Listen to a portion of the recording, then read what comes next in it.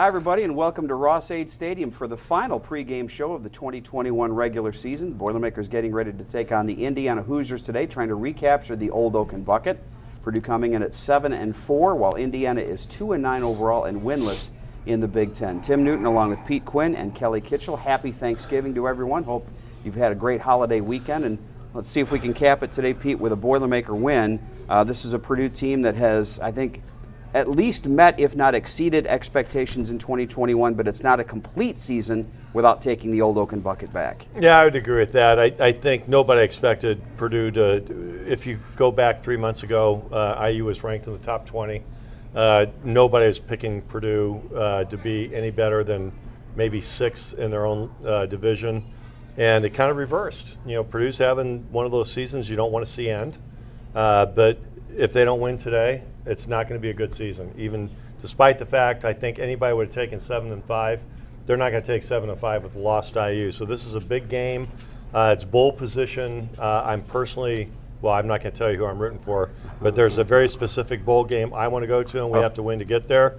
So it's a huge game for the Boilers. Kitch, I counted up earlier today. I think this is my 34th bucket game in person, and every year the butterflies go. Doesn't matter what the records are. You know, all the cliches are true. It really doesn't matter what the records are. Today is about one thing and one thing only, and that is taking that piece of wood across the field when the game is over. There really is nothing better than either racing across the field to get it or to take it off your sideline and carry it out in front. And you know, I was sitting at my desk earlier this week and looking up at a picture of me and my roommates. It was Craig Terrell and Scott Kurz and John Shelbourne. It was our senior year. We were holding the bucket, and you know, it really is nothing better than to have that on the field, in the locker room, at the postseason banquet. You know, stretch it out and put that P on there, and it's a special thing. And so, gosh, we got to get this thing done today. I mean, Pete's right. You know, for all the good things that we've done, you'd hate to see this team or this season to have just a little bit of a mar on it just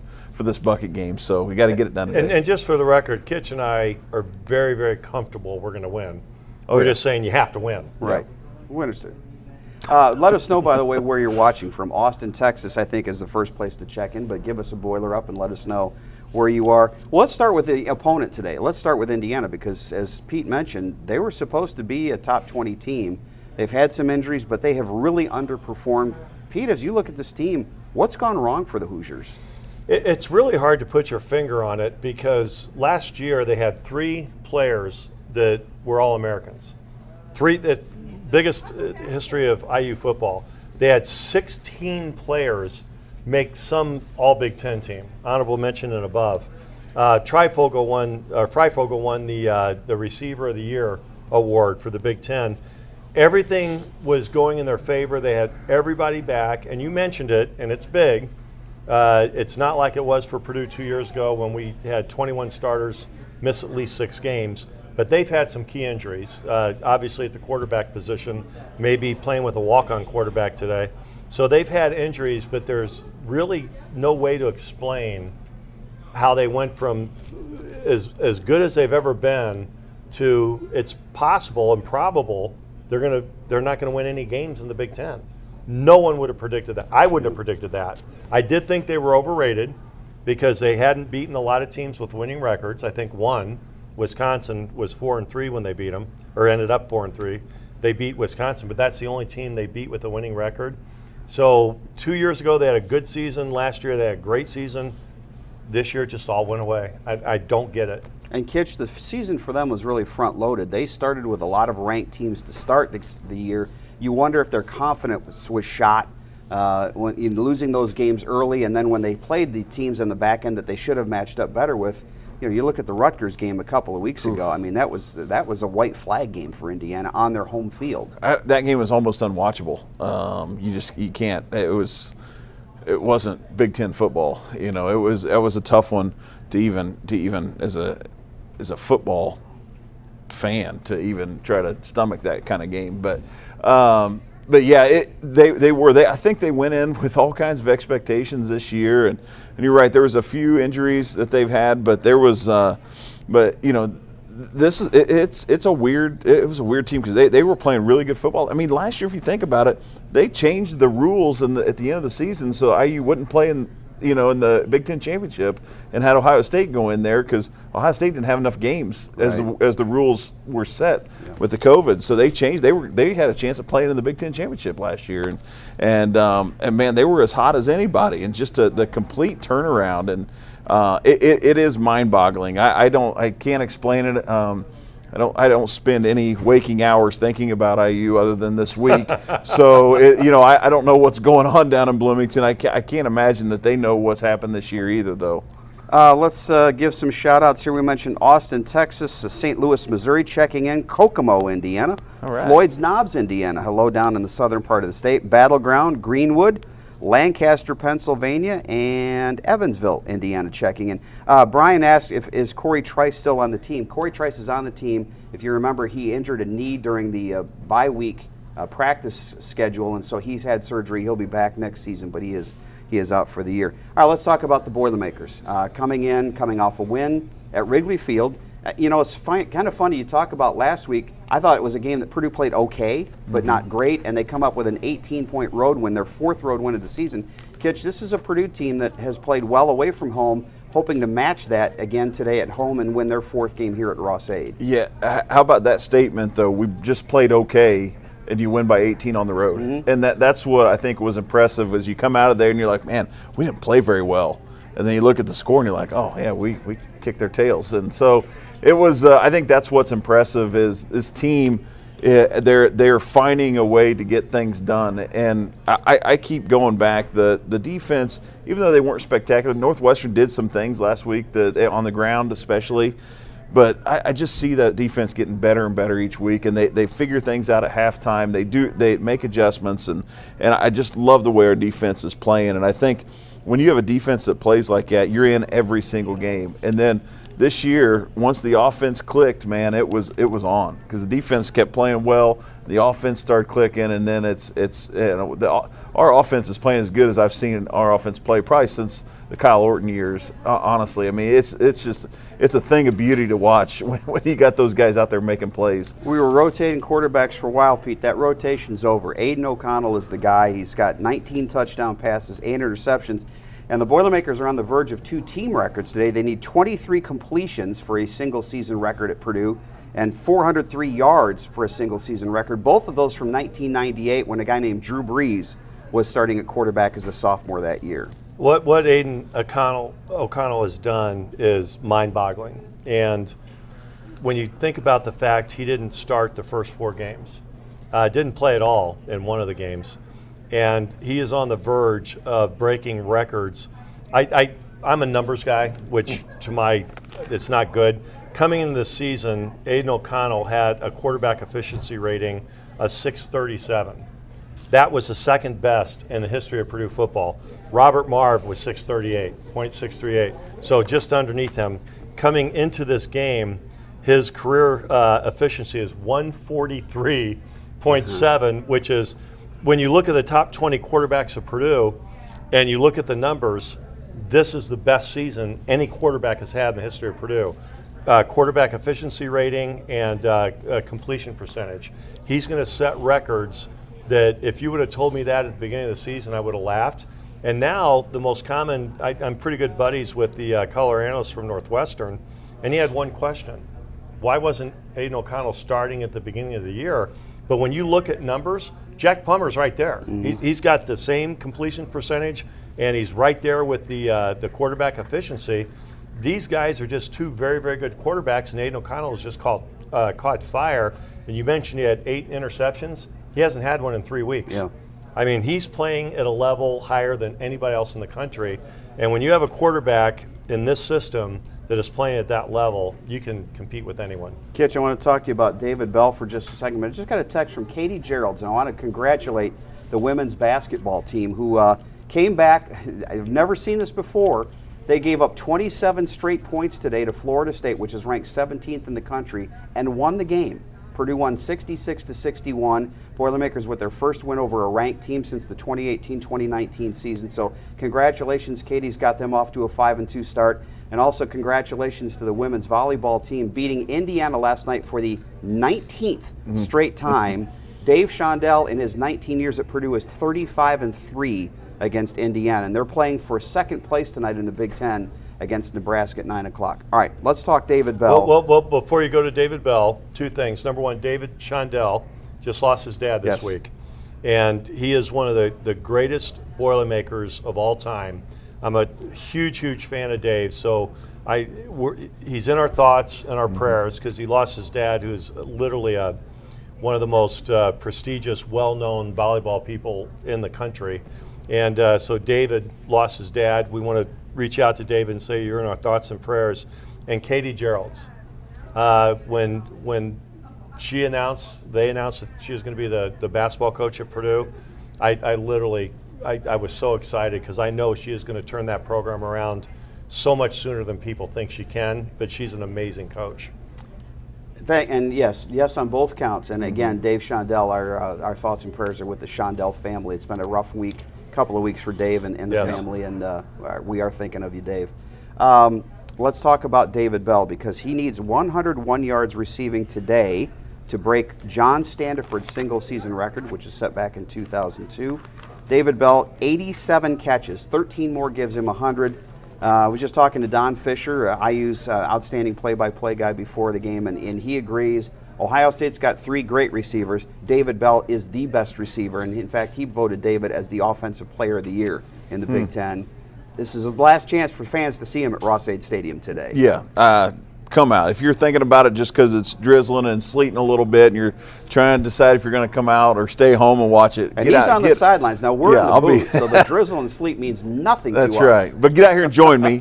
Not on the sideline, but join me behind in the stands. And the seniors and a couple of guys, I think the Georgia's walking and so is David, right? Even though they're not seniors, everybody's expecting them to go. So I think they're walking out today. Let's give these guys a huge send-off. Get in here early, because these guys deserve it, man. I tell you, the effort and the things that they put into this program, they're Boilermakers through and through. You know, they're not selfish guys. They're not for me guys. They've come in here and they wanted for Purdue to get back to a level where Purdue's been, and they've done it. I remember David Bell and George talking about that early in their careers, and they want to get Purdue winning championships again. And we're not going to win the Big Ten championship this year, but by golly, we're in the conversation now. We're going to bowl games and winning those kind of championships, so it's right there in the conversation. Now they've done a tremendous job, and David, you can't say enough about him. You're right. Last week at Northwestern, all the attention was on David Bell, and what's that? That opens up Milton Wright to have a career game because they were single covering him with they're not their best corner. So David deserves everything that he's got, man. I just can't say enough about. I remember when we were playing. What was it? Was that 2017? We played in the state championship, and I remember David Bell. Warren Central was playing after us, and I saw him down there in the underneath in Lucas Oil, and I was like, man, I can't wait for this guy to get to Purdue. And it was just, he was such a physical specimen as in high school, and then to see him what he's done here, boy, I'm just so impressed with him and everything he's done. So big shout out to David, and I hope that his career will just continue. This is just a starting point for him. They just announced he's one of the 3 finalists for the Biletnikoff. Yep. And so I did a little research this week to see who the other 2 were. And Jordan Addison out of Pitt, he's a sophomore. David's got 87 receptions. He's got 74. David has 120 yards per game average. Addison is 115. The other kid, Jamison Williams from Alabama, he only has 59 receptions and only 110 yards. What they have more of is Williams has 13 TDs, Addison has 15 TDs, and believe it or not, David only has 5. But that's the only way that they could possibly look. It's got to be David Bell. And if he wins that Biletnikoff, that'll be the 4th major award in the history of Purdue. You had Stratton with the Mackey Dorsch, right, and you had Breeze with the Maxwell. Right. So this would be a huge boon for Purdue football, particularly the type of player that Jeff Brown likes to recruit. that if he wins that award, that's going to really, really help Jeff and his plans for Purdue football. Hello to Huntington, Indiana, Columbia, South Carolina, Frisco, Texas, Richardson, Texas, Kansas City, Missouri, Anna, Texas. A lot of Texans watching. We appreciate that. And Littlestown, Pennsylvania. Let's talk in X's and O's things. And Pete, I'm going to start with you. Jalen Grampson, an outstanding job this year locking up the opponent's tight end. He did a great job on Meyer at Notre Dame, Ferguson here against Wisconsin. He's going to have his hands full today. Peyton Hendershot is probably the key of that Indiana offense. He is. He's a great tight end, all Big Ten multiple times. He's leaving IU with every record you can have as a tight end at Indiana. And he's a good kid. They also have another tight end that gets a lot of playing time named Bjornsson that's pretty darn good as well. So those are the guys. Their problem isn't receivers or tight ends. They just haven't had a quarterback that was able to get the ball to them. But if you can stop him, that's going to go a long way to assuring a victory, stopping their tight ends. Kitch, on the other side of the ball, we've seen a lot of guys step forward. You mentioned Milton Wright had a great week last week, but I think Jackson Anthrop is playing the best football of his career, and you know that he's amped up to play his final game at Ross-Ade Stadium. You know that John and Jana are all amped up to watch their last game at Ross-Ade. Hopefully it's a big day today for Jackson. Honestly, I'm sure they're amped up, but I can't imagine their emotions. You know, that they've put 4 kids through the Purdue athletics, 1 in basketball, 2 in football, and it's been a long time since we've had an Anthrop not on the field here at Ross-Ade. And I actually just saw Jackson as I was coming up here, and I said, you need to make sure today that there's no question that you're better than Danny. I mean, that's been the story all week, and I love Danny. I love the Anthrops as a total, but they have a nice little rivalry going back and forth, and Jackson has gotten every bit of him that he's put into this program. And I think that he's a Boilermaker through and through. The whole family is, and I love that family, and so I'm excited for Jackson. Like I said, I think for John and Jan, it's going to be a little bittersweet for them though too. They're going to celebrate today and celebrate him, but it'll probably hit them that, man, this will be the last time that one of our kids is going to be playing in here, and I think they're hoping they have a whole bunch of grandkids so they can start a new tradition coming through. Jen and John and Danny were all at tailgate downstairs, and I was with them all a few minutes ago. And one of Jana's friends, because an article came out this week saying Jackson is the best Anthrop according to Coach Shep, and so they've had a lot of fun with it, like Kitch said. But one of Jana's friends brought a T-shirt, and I ordered one, and it says Jana is the greatest Anthrop that ever, because Jana is probably the greatest athlete. I don't think there's any question about that. In fact, I would put Jackson 4th. I would say Jana, then John, then Danny, then Jackson. That's how I'd rank it personally. And Jackson, I'm his biggest fan, but that's a heck of a family. You know, we talk all the time, Kitch, about important starts, getting off to a good start.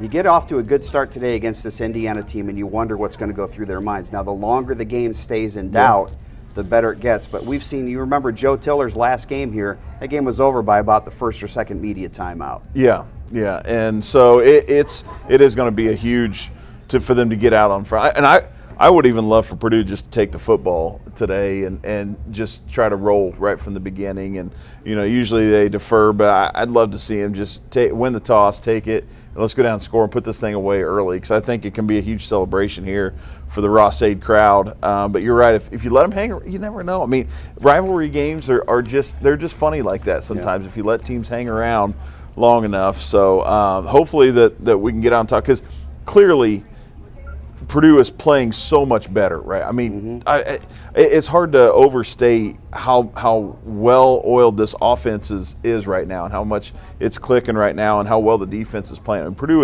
is by far the better team. The only way that this thing can get sideways is if you have turnovers, or you let them hang around. Something kind of crazy happens on special teams. You make some mistakes. So if they come out here focused and ready to go and don't turn the ball over, there should be no doubt this thing should be over early. We saw some numbers here earlier about the points per game, and a lot of things, except for the rushing, favors Purdue. But one thing that the Boilermakers need to improve on, and we talked last week about the fact they didn't play their best. I think it was because they had to settle for 4 field goals in the red zone. Purdue's been in the opponent's red zone 47 times, and they've only scored 22 touchdowns. You've got to get over that 50% mark, Pete, as you get into your bowl game. Today would be a good day to start converting those red zone opportunities. Kitch just nailed the key of the game, is getting off to a good start. Because I think that if we get off to a good start, the only reason that I even hesitate that this isn't going to be a blowout is because of the weather. I think the weather favors the team that runs versus pass. And it's not that IU's a great running team, but they have no passing game right now. So the weather concerns me a little bit, but I think if they play through the weather, they get up on top early, it's going to be a good day for the Boilers. They have some players. We talked about 16 Hoosiers were named All Big Ten last year. They got a linebacker, McFadden, yes, that I think is one of the best linebackers in the country. And I started doing a little research, and you guys, I always tell you I'm a numbers guy. I started doing a little research because he's one of the top tacklers in the country. He leads the team in tackles for loss, leads the team in sacks. His name's McFadden, Micah McFadden. He's the real deal, and we got to take care of him. But I looked at the IU record book just to see where he ranked, because I'm always interested in stuff like that. And what I found was, who's the all-time leading tackler for IU, if you had to guess? And you saw him play. You were a student. Oh, boy. I know who you're talking about, and his name is, I'm blanking on his name. He's one of the best linebackers I ever saw. His name was Joe Norman. Joe Norman, that's right. And he 35, graduated. Yes, believe. he was. And he was a great linebacker, one of the best I've seen. He finished his career with 444 tackles. But when I was looking at that, the 7th all-time leading tackler in the history of IU football is Mark Hagan. Mark Hagan, Well, which I thought that was so cool. Mark had I knew Mark was good. I knew he was all Big Ten, but he had 336 tackles. And then I have to throw in Kevin Motz, because he's my teammate, the all-time leading tackler at Purdue with 520, which will never be broken. So there's some. My point is, there's some really, really good players on IU's football team. Mm-hmm. And we can't just assume we're going to go out there, roll the ball, and win the game. Yep. You got to play a good game today. Yep. Mm-hmm. It is a rivalry game. All right, hello to St. Augustine, Florida, and Sylvania, Ohio. We just got a couple of minutes left here. Kitch, you're going to start it today. Picks to click, both sides of the ball. I'm going with the most obvious on offense, and I'm going to take it from the beginning. I'm going Aiden Gus O'Connell. Hardwick. Oh, yes, Gus Hardwick. I'm going Aiden O'Connell and George Karlaftis. I mean, those guys, your stars. You want to see them, perform really well. Maybe the other obvious one would be David Bell, but I'm going to go with Aiden having another. Keeping things rolling, because he's just really clicking. I think for us to continue this thing on, he's got to stay on that thing. So he's my pick to click on offense. George is due for just a monster day, and it probably won't be in sacks, but I think he'll affect the game in tackles for loss, and he's going to create some turnovers. That's my thoughts. Mr. Quinn. I'm going to go a little bit different, just because he took the 2 obvious choices, but I'm going to go with Cam Allen on defense, and I'll tell you why. He's got 4 interceptions this year. He's got 7 in his career. The season record is 7, held by Phil Magetta and Bill Kay, my teammate, and Bob Corby. And I want to talk about Bob Corby just real quickly. I know we don't have much time. Played in 1967, had 6 interceptions. In a career, he had 11. That record held until Stu Schweigert beat it. And I want to do a shout out to Bob Corby right now, because great Boilermaker. He's battling esophagus cancer and liver cancer. Him and I talked on Thanksgiving Day for an hour. I became an instant fan. Never talked to him before, but I reached out to him. So I'm going to go with Cam Allen to get 1 more interception, which gets him in the top 8 all time, which is incredible for Purdue. And on offense, I'm going to go not with an individual player, but I'm going to go with the unit that I think had a big part of Purdue's success this year. Very maligned offseason. The offensive line, I think, has went great strides this year, and is a huge part of the success. And if they can continue playing like they've been playing the last few weeks, I think Purdue's going to roll. All right, I'm going to take Jackson Anthrop and Jalen Graham today, and we're out of time because we need to go to work. So I want to thank everybody for tuning in. want to thank Corey and Hunter for getting us on all season here from Ross-Ade Stadium. We'll see you in 2022 here at Ross-Ade. See you wherever the Boilermakers play in their bowl. Let's get that bucket back today. Until then, for Kitch and for Pete, I'm Tim. Boiler up. Boiler up.